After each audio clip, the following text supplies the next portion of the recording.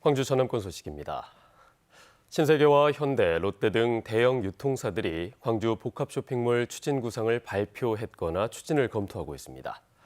이런 가운데 광주시가 사업계획서 접수를 공식화했습니다.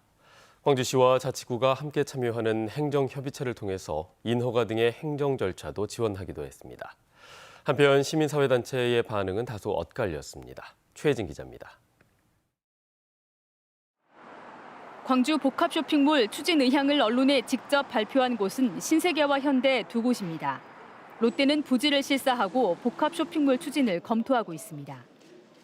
대형 유통사들이 잇따라 추진 의향을 밝힌 가운데 광주시가 복합 쇼핑몰 사업 계획안 접수를 공식화했습니다. 광주시는 오늘부로 복합 쇼핑몰과 관련한 사업 제안서를 접수받습니다. 광주시는 민간 사업자들이 본격적인 사업 추진 전에 사업 계획안을 미리 제출하면 법적 요건과 행정 절차를 사전 검토할 예정입니다. 공모나 인허가 등 일반적인 행정 절차보다 한 발 앞서가겠다는 겁니다. 시와 자치구가 함께하는 신활력 행정협의체가 업무를 전담하고 검토 내용도 시민에게 공개합니다. 도시계획 심의나 환경영향평가 등 각종 행정 절차도 일괄 지원합니다. 정부 지원과 상생 등 5대 추진 방향도 제시했습니다. 특히 상생 방안은 민관협의체 대신 시 주관 상생발전협의회와 법에 따른 유통업 상생발전협의회를 통해 마련하겠다고 밝혔습니다. 시민사회단체에서는 평가가 엇갈렸습니다. 빠른 행정 처리를 돕겠다. 이런 것은 이제 실제로 시장님께서 이거를 제대로 추진하고자 하는 의사가 있다는 것을 의미하잖아요. 저희 입장에서는 이번에 굉장히 환영하는 분위기입니다. 특혜가 있지 않냐 조금 우려가 있습니다. 운영 시기와 방식, 참여 구성원과 권한 등에 대해서 지금 누락되어 있는 부분이 있어요. 현대백화점 그룹과 신세계 프로퍼티는 광주시 방향에 맞춰 사업 계획안을 제출할 예정이고 롯데백화점도 부지가 확정되는 대로 계획안 제출을 검토하겠다고 밝혔습니다. KBS 뉴스 최진입니다. 지난해 6월 17명의 사상자를 낸 광주 학동 참사 책임자들에 대한 1심 선고가 내려졌습니다. 협력업체 직원과 감리는 실형을 받았는데 시공사인 현대산업개발 관련자들은 집행유예를 받았습니다. 김정대 기자입니다. 철거 중이던 5층 건물이 무너져 시내버스를 덮치면서 승객 9명이 숨지고 8명이 다친 광주 학동 참사. 불법 재하도급과 이명계약, 해체계획서 무시 등 건설 현장에 잘못된 관행이 빚어낸 인재였습니다. 업무상 과실치사 등 혐의로 사고 책임자 7명과 현대산업개발 등 법인 3곳이 재판에 넘겨진 지 1년 2개월 만에 1심 선고가 내려졌습니다. 직접 철거 공사를 한 2차 협력업체 대표 조모 씨는 징역 3년 6개월로 가장 무거운 형이 내려졌고 현대산업개발로부터 철거 공사를 따낸 1차 협력업체 현장 소장은 징역 2년 6개월, 현장 감리도 1년 6개월의 실형이 선고됐습니다. 반면 시공사인 현대산업개발 측 관계자 3명은 모두 징역 또는 금고에 집행유예를 받았습니다. 피고인들의 과실 정도 그리고 피해자들의 합의 관계 등 재반 사정을 참작해서 양형을 정하였습니다. 유가족과 시민단체는 현대산업개발 봐주기 판결이라며 즉각 반발했습니다. 불법 공사 공모와 철거 작업 지시 등 책임이 분명한데도 힘없는 협력업체와 감리에게만 실형이 선고됐다는 겁니다. 사회적으로 굉장히 많은 비용을 지불하면서 안전과 관련된 노력을 해왔던 것을 이제 뒤로 되돌리는 것은 아닐지 이런 좀 우려가. 유가족과 시민단체는 현대산업개발에 합당한 처벌이 이루어져야 한다면서 검찰에 즉각 항소할 것을 촉구했습니다. 한편 붕괴 사고로 중단됐던 학동 재개발구역의 철거 공사는 빠르면 추석 이후 재개될 예정입니다. KBS 뉴스 김정대입니다. 광주 화정 아이파크 공사에 참여했던 건설업체 관계자가 사고 여파로 다른 공사 현장에서 계약 해지를 당하자 손실보상금 지급을 촉구하며 아파트 공사장 타워 크레인에 올라가 고공농성을 벌였습니다. 해당 임원이 일하는 업체는 화정 아이파크 협력업체로 공사에 참여했고 불법적인 공사 행태가 드러나면서 최근 다른 아파트 현장에서 계약을 해지당한 것으로 전해졌습니다. 경찰은 해당 임원을 업무방해 혐의로 입건하고 농성 이유 등을 조사할 예정입니다. 태풍 흰남노가 몰고 온 강풍으로 인해서 수확을 앞둔 과수농가의 낙과 피해가 큽니다. 정부와 지자체는 신속하게 피해 상황을 파악하고 피해 농가를 지원할 계획입니다. 김혜린 기자입니다. 장성의 한 사과밭입니다. 강풍에 우수수 떨어져 나간 사과가 땅에 수북합니다. 수확을 2달 앞두고 태풍 흰남노의 직격탄을 맞았습니다. 80% 떨어져 있는데 저녁 내 잠이 안 오고 죽겠어. 목숨이 지금 붙었고 목숨이 죽기나 썩은 건 똑같아. 죽은 것이나 진짜로. 제 발 밑으로 아직 덜 익은 사과들이 이렇게 나뒹굴고 있는데요.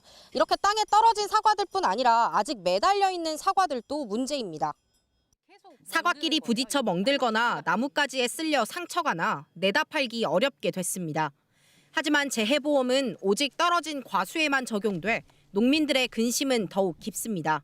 떨어지면서 그 사과를 치면 또 그가 보이지 않는 상처지만 결국에는 썩습니다. 그것은 못 써요. 상품성이 아예 없어요. 폐기해야 합니다. 배농가도 태풍 피해를 피해가지 못했습니다. 가지에 매달린 배 30%가량이 떨어졌습니다. 수확량이 줄어 인건비에 자재비도 못 댈 형편입니다. 외국인 8명 쓰면 내가 하루 인건비가 100만 원이라고 하잖아요. 근데 이렇게 쏟아버렸으니 어쩌겠어요, 우리가. 너무 힘들어요, 우리 농가가. 태풍 흰남노로 잠정 집계된 전남의 낙과 피해 면적은 630헥타르. 정부와 지자체는 피해 상황을 접수하고 떨어진 배 일부는 사들일 계획입니다. 낙과된 배에 대해서는 작거나마 도움이 되게 가공용으로 즉시 수매를 해서 그렇게 처리할 계획입니다. 수확철을 앞두고 태풍이 찾아오면서 농가들의 시름은 더욱 깊어지고 있습니다. KBS 뉴스 김혜린입니다. 광주와 전남 지역에서 태풍 피해가 큰 경북 지역에 복구 손길이 잇따르고 있습니다. 광주 자원봉사센터는 봉사자 80명이 오늘 새벽 포항으로 가서 복구 작업을 돕는다며 명절을 앞둔 가운데 귀성을 미루고 긴급하게 활동에 참여한다고 밝혔습니다. 자원봉사자들은 수해로 인한 잔재물 제거와 쓰레기 청소 등에 나서고 빵과 음료 등 구호 물품도 전달할 예정입니다. 전라남도도 경북 지역의 자원봉사센터 세탁자와 밥차를 지원하고 자원봉사와 의용소방대 인력 130여 명을 파견합니다. 추석 연휴 이틀째인 오는 10일 전남 서남부 여객선 이용객이 가장 많이 몰릴 것으로 예상됐습니다. 목포지방해양수산청은 이번 추석 연휴 전남 서남부 여객선 이용객을 지난해보다 20%가량이 늘어난 14만 5천 명으로 전망하고 특히 오는 10일 3만 3천여 명이 섬으로 가면서 가장 혼잡할 것이라고 예상했습니다. 목포해수청은 내일부터 12일까지 주요 항로에 여객선을 추가로 투입하고 운항 횟수를 늘리는 등 특별 수송 대책을 추진합니다. 전라남도가 코로나19 사회적 거리두기 해제 뒤 첫 추석 명절을 맞아 지난해까지 개방하지 않았던 임도와 숲길을 3년 만에 한시적으로 개방합니다. 이번에 개방하는 시설은 임도 2,800여 킬로미터, 숲길 4천여 킬로미터입니다. 또 연휴 기간에 숲길과 연계한 자연휴양림과 산림욕장 등 50여 곳의 산림휴양시설도 정상 운영합니다. 2005년 전남대와 여수대의 통합 당시 정부가 여수에 한의대 설치를 약속하고도 이를 지키지 않고 있다는 지적에 대해 교육부가 구체적인 방안을 찾겠다는 입장을 내놨습니다. 더불어민주당 주철현 의원은 최근 열린 국회 2021년 회계감사에서 한의대 설치를 약속해놓고도 교육부가 그동안 책임을 대학 측에 미뤄왔다고 지적했습니다. 이에 대해 교육부 차관은 정부의 책임을 인정한다며 한의대 설치에 대해 적극적인 역할을 할 수 있도록 방안을 찾겠다고 답했습니다.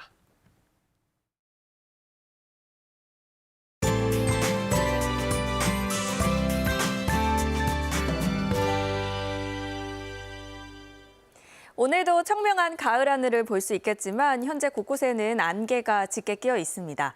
서해안과 일부 내륙 지역은 가시거리가 300m 안팎으로 짧아져 있는데요. 특히 강이나 호수, 서해안과 가까운 교량과 도로 지나실 때는 가시거리가 100m 이하로 더 짧아질 수 있으니까요. 교통안전에 각별히 주의하셔야겠습니다. 오늘은 하얀 이슬이 맺힌다는 절기 백로입니다. 본격적인 가을의 시작을 알리는 때기도 한데요. 이 무렵 가장 주의해야 할 점이 있다면 큰 일교차입니다. 내일이면 추석 연휴도 시작이 되는데요. 당분간 아침에는 쌀쌀, 낮 동안에는 기온이 크게 오르면서 일교차가 10도 안팎으로 크게 벌어지겠습니다. 환절기 건강관리 잘 하셔야겠습니다.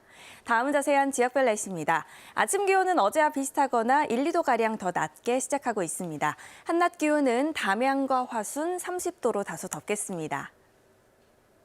여수의 낮 최고 기온 28도, 광양 29도로 동부 지역은 어제보다 1에서 3도가량 낮겠습니다.